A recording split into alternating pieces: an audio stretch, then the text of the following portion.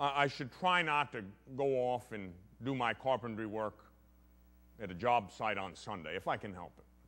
Should try to avoid that. Now, my mother was a registered nurse back in the days before vigil masses. And so my mother happened to have to work the day shift on Sunday. She couldn't get to Mass. But that wasn't a violation of the precept, okay? She couldn't help it. They wouldn't give her the day off. Somebody has to take care of sick people. You know, that's not like selling trinkets at Walmart.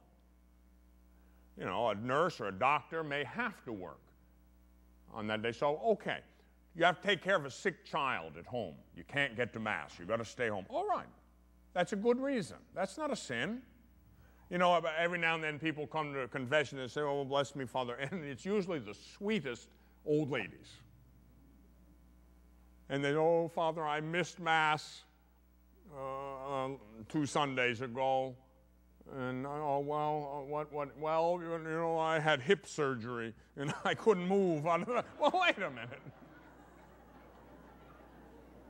That's not a sin. Oh, I wanted to go so bad.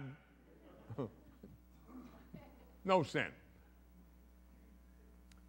Missing Mass on Sundays or holy days of obligation is a mortal sin.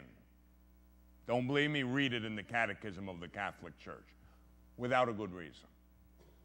Missing Mass on Sundays or holy days of obligation without a good reason is a mortal sin, objectively speaking. Now, if the person didn't have knowledge of that, right, then it can't be a mortal sin because one of the constituent parts of a mortal sin isn't there. If they didn't do it willfully, it can't be a mortal sin. If there were mitigating factors, they lessen the guilt, and it may not be a mortal sin for that person. But generally speaking, that's grave matter. That's serious. Why?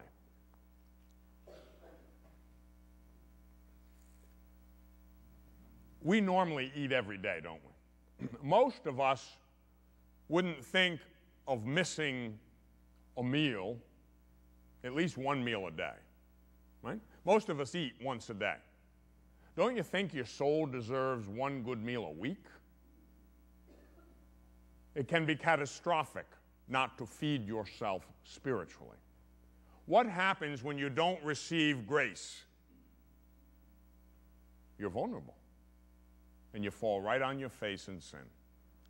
The church knows we need to go to Mass on Sundays and holy days of obligation. We need to do it. Why? Because we need sanctifying grace. Can you obey the commandments without the power of grace? No. You can't. I don't care who you are.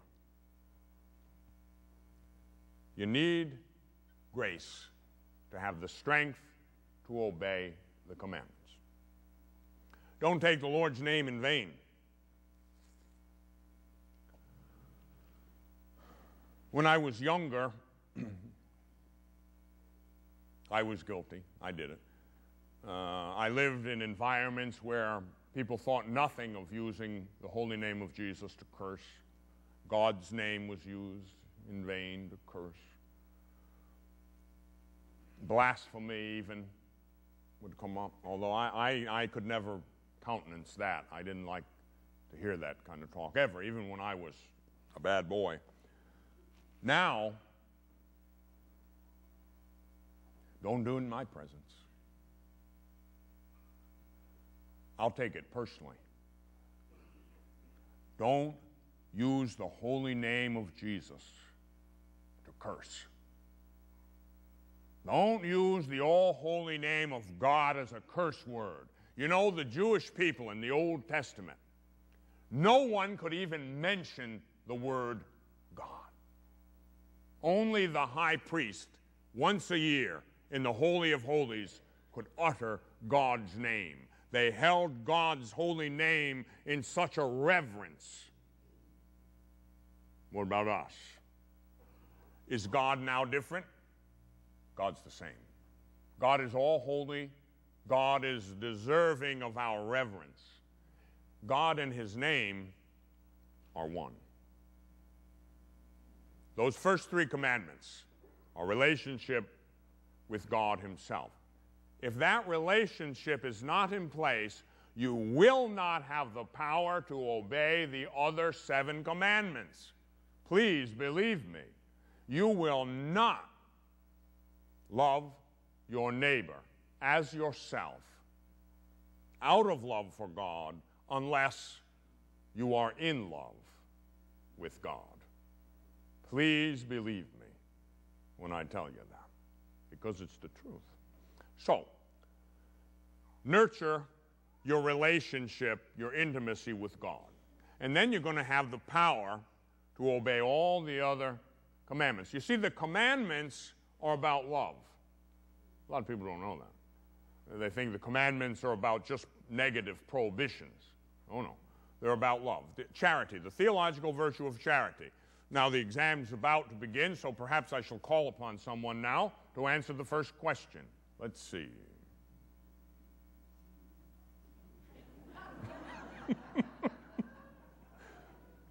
No, I wouldn't do that to you. What is the theological virtue of charity? Now, of course, most of you would spout it right off. Charity is the theological virtue by which we love God above all things for his own sake and love our neighbor as ourselves out of love for God. Now, wasn't that easy? Sure. That's what the commandments are about. To love God above all things for his own sake. To love the Lord your God with your whole heart, mind, and strength. To put no false gods above him. Keep holy the Sabbath. Don't take God's name in vain. First part of charity. And then to love your neighbor as yourself out of love for God. Fourth commandment. Honor your father and your mother. No matter how old you are or how young you are. Mom and Dad gave us life through the power of God. Now I know there are some fathers and some mothers who weren't good parents. I know there are some fathers and some mothers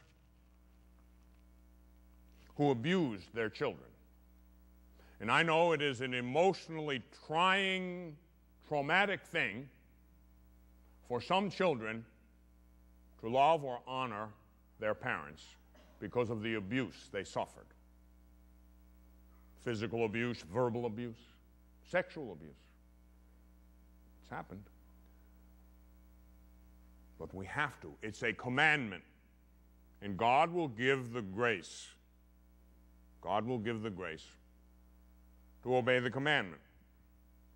As our parents grow older, we have to continue to love them.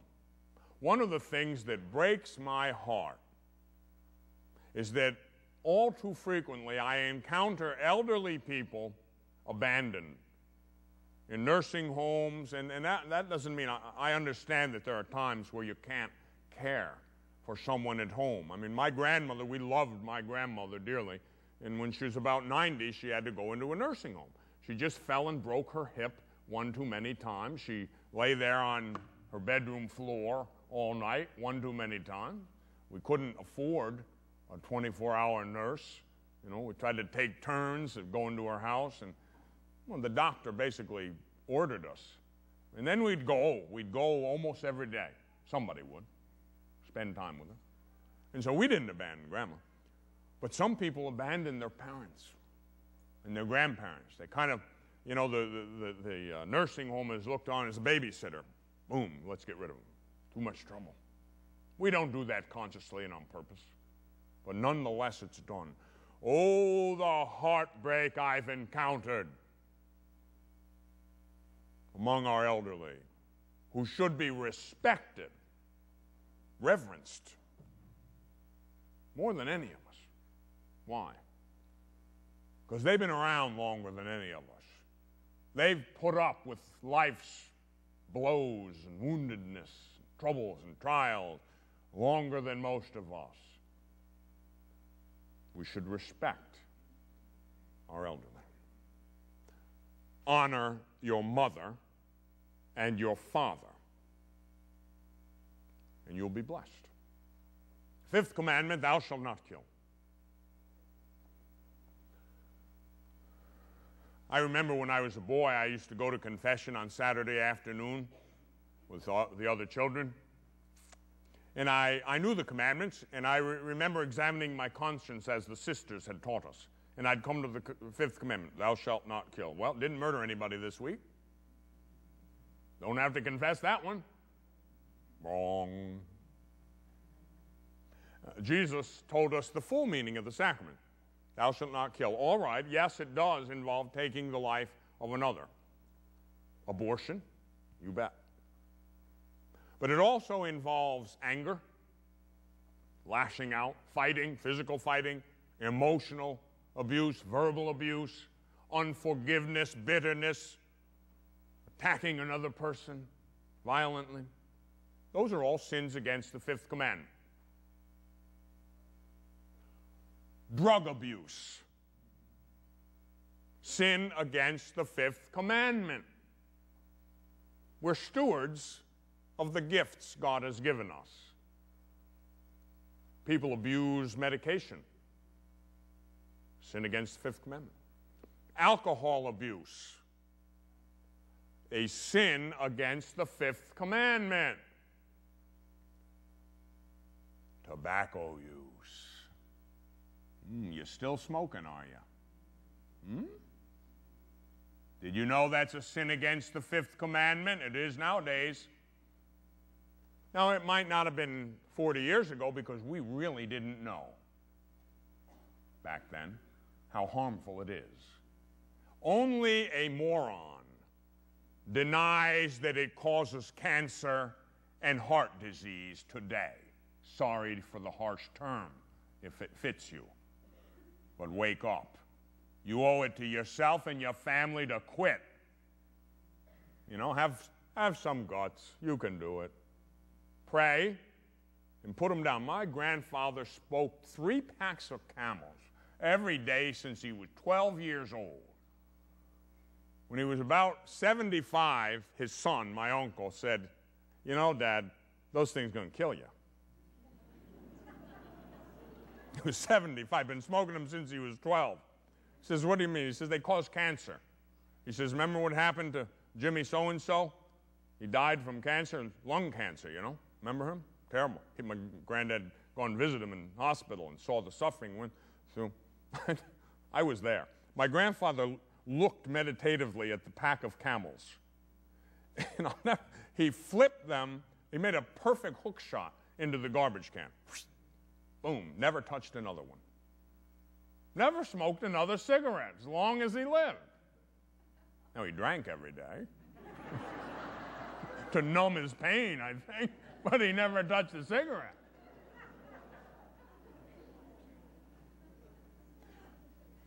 Fifth commandment, we are the stewards of God's gift, and health is a gift from God. Now, God knows and we know that our health can be fragile. It's stolen from us quick enough, often enough. The older I get, the more I realize that. You know, now I take 3 pills a day. I never used to take medicine. Prided myself on that, never sick. Now I take a little heart pill, a blood pressure pill, and a little aspirin. Okay? Not a big deal. I take them in the evening. I don't have any side effects from them. I took my blood pressure a couple of days ago. I finally got around to getting one of those gizmos, you know. Now all you have to do is push the button. It's called a sphygmomanometer. My mother taught me that when I was 10 years old. She was a registered nurse, so she knew that. I didn't know that. But it took me about a week to learn how to say it. But I measured it. Hey, my blood pressure's great. Why? Because I take the stinking little pill. That's why. It was 160 over 108 when I started. Now it's 120 over 68. A lot more. Don't be too proud to take the silly little pill. You owe it to yourself, you owe it to God, you owe it to your family. Just do it. Fifth commandment demands it. Sixth commandment concerns thou shalt not commit adultery. I also remember when I was a teenage boy growing up, and when I would go to confession Saturday afternoon, examining my conscience, as I told you,